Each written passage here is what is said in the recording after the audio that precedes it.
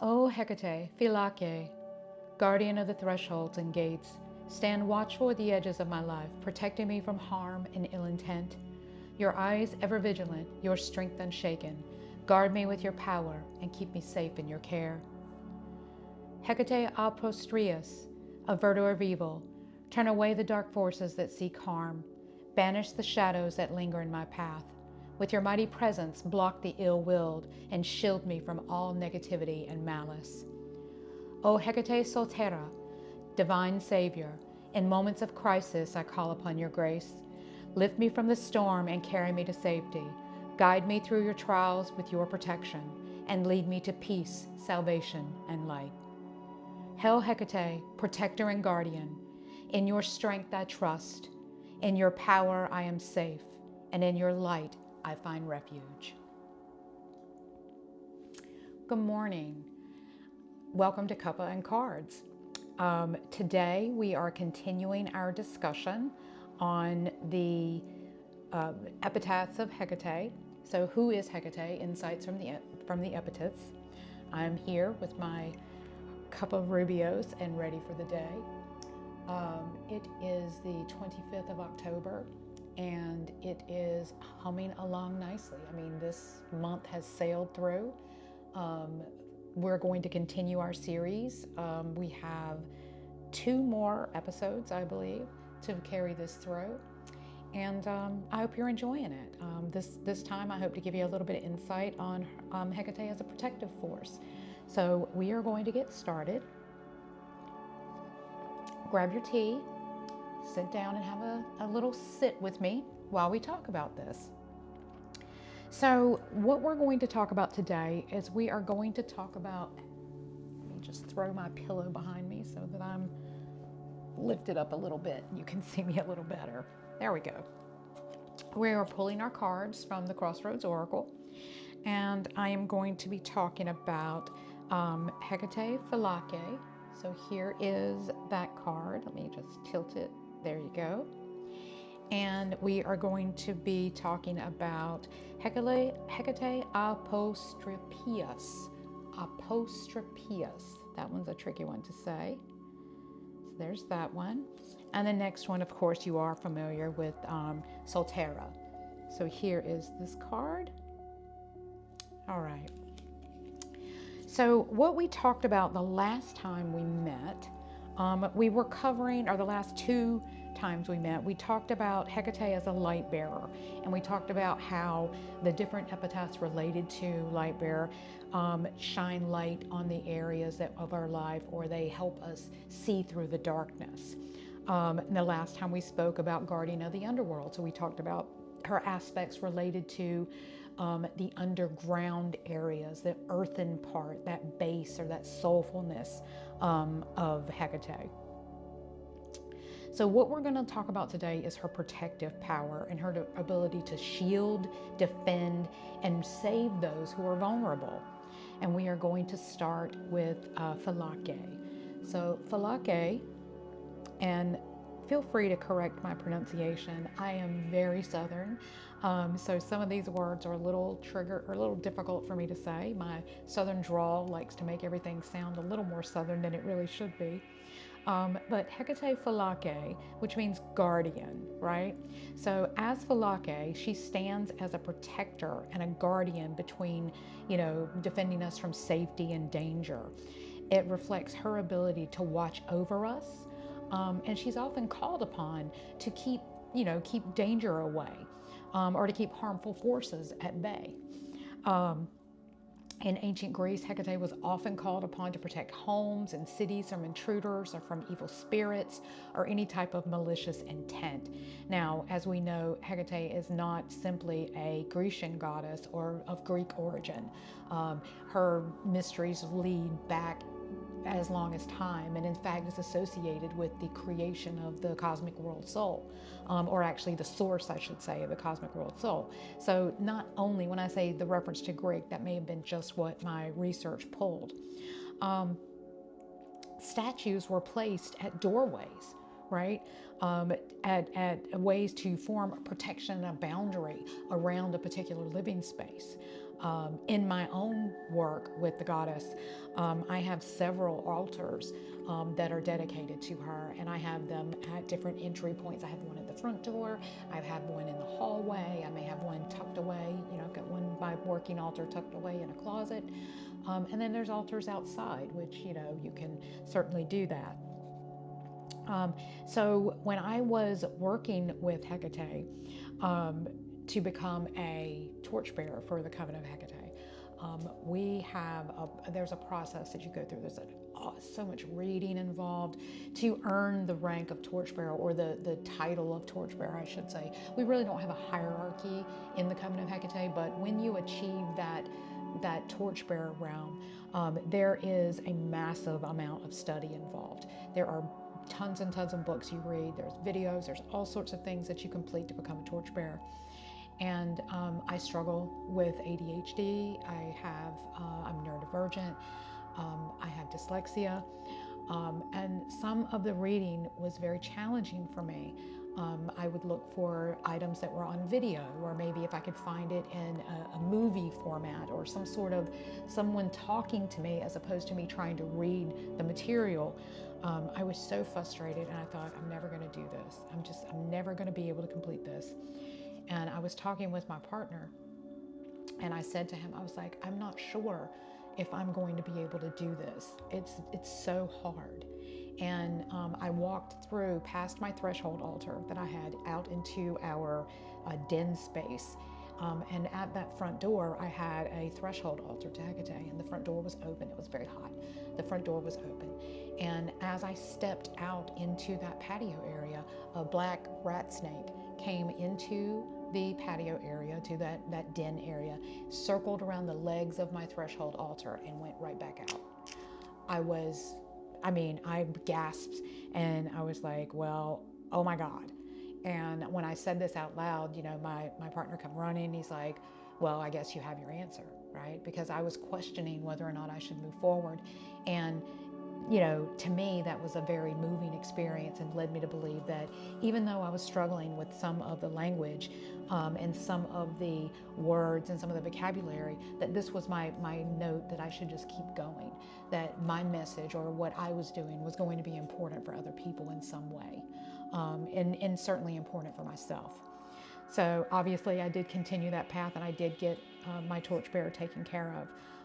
So that was one way that, I used an altar, and it was part of a protection space. I had set it up to protect our home. And I believe that Hecate contacted me through that altar to keep me going. So some ways that you can work with Hecate in this particular, in her Phylakē epitaph, is you can, call on her when you feel that extra need for protection. Create a space for her in your home. Create an altar space, right? Maybe it could be a simple altar like this, right? This is a very common things to have. This is maybe a yoga pose. You could be taken as a yoga pose, so it certainly doesn't scream witchcraft. A small incense burner, maybe a bell, and then we have this more elaborate piece behind me. So you can create these spaces, and you can light a candle to her. You can, make offerings to her. You could maybe leave a bulb of garlic on this table. You could certainly put a pomegranate. There are so many sculptures, glass sculptures of pomegranates around. You can certainly find one of those and set it on your table. And it will appear to be a mundane thing to someone. If you're in the broom closet and you don't want anyone to know, you could certainly have that out, and no one would be the wiser.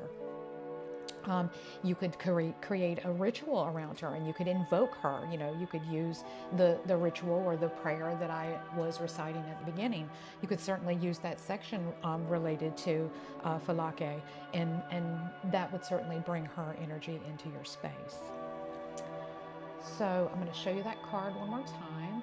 This card, I chose to put one of the hounds at the bottom.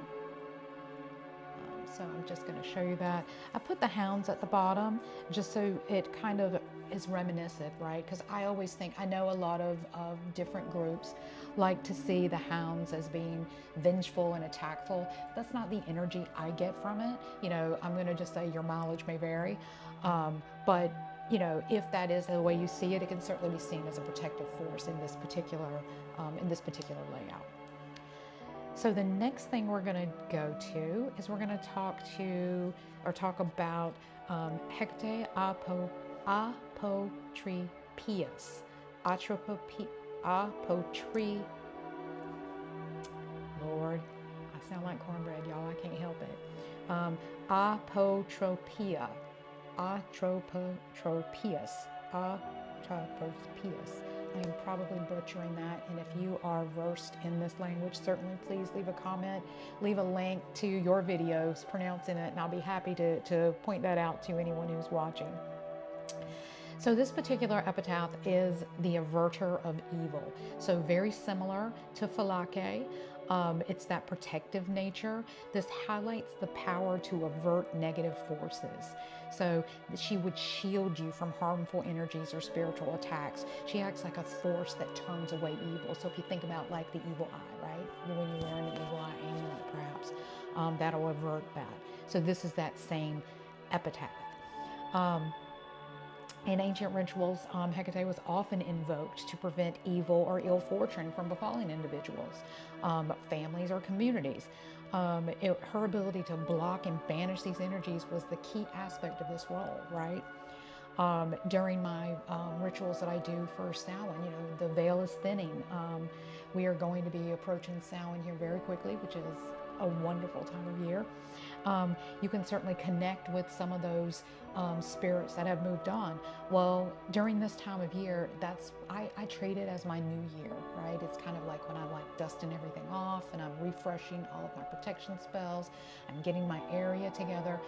On Samhain, I like to leave apples out, right? So I'll go and I'll put out apples around my property. And I look at this as a way of, you know, feeding the restless dead, right? Giving back to those spirits that may not be able to find their way home. Here, I live probably 300 yards maybe from where my cousin, he died. His friends, he was with his friends drinking, and they thought it would be funny to undress him and wrap him with saran wrap around a stop sign in the middle of the night while he was passed out. When they found his body the next morning, he had passed away. So I believe with all of my heart that his spirit is here, walking, you know, because he did not get the treatment that he should have received before he passed. So I placed these apples out. Sorry, I went off on a tangent there. My apologies. But I put these apples out for those restless spirits that may be wandering the property. So how do you work with this epitaph? Whenever you're feeling like you're under a spiritual attack, right? So if you're feeling as though, you know, someone's trying to do magic on you, or you've got an energy drain going on, you can certainly call upon this epitaph to help avert those evils. It can be done through either not necessarily a binding, I wouldn't call it a binding ritual, but more of a reflection, right? Maybe a mirror spell, maybe an energy return to sender type situation. That's when you would call upon this particular epitaph. So I'm going to hold that up for you again. And that is Hecate ah-po-tro-PIE-os. Ah-po-tro-PIE-os. All right. So our final epitaph for the day, I'm sure you are well familiar with Hecate Phylakē, right? The Savior. Hecate Phylakē is the mother, the savior, the protector. She is the divine protector, the giver of life, the mother of the world, the mother of the world's soul. She doesn't just protect them from harm, but she delivers them who are already in danger into safety. So she rescues them. She takes them out of the dangers and brings them forward. Some of these other epithets will lead more towards showing you the danger or preventing the danger. This one is after you're in that situation, she's there to get you out of it. In some Hellenic times, Hecate was invoked by travelers or those who were in dangerous situations so that they could get safe passage. So if we were to think about this in a modern way, we could think about those that are traveling, you know, those who are traveling from other countries that are trying to seek refuge in our country. That might be someone who would call upon this particular epitaph. She's viewed as someone who rescues people. So you're thinking about those that are already in harm's way. So if you're in a place in your life where you're down below, you're at that point where you need someone, then this would be the epitaph you may want to work with. As part of the Covenant of Hecate, this is the epitaph that we mainly work with. We do work with all of them, but this is the main epitaph that is related to the Covenant of Hecate. Now, how would you work with her? If you're in physical or emotional danger, you could call upon her for protection and guidance. You might You may offer her incense. You may offer her, wine or some sort of libation, oils. You may offer these to her, and as a way to seek her favor, so that she would continue to protect you. So those are our epitaphs for today. I'm going to go over them one more time. There's, there's Phylakē. So I'm going to hold that up for you so you can see it. Phylakē. And the words that go along with this one are guardian, vigilance, and defense. Okay. And then the next one is Hecate ah-po-tro-PIE-os. Ah-po-tro-PIE-os. So tilt that down. And that one is averting, ward, and magic. So you're averting that, right? And finally, again, we have Hecate Sotera,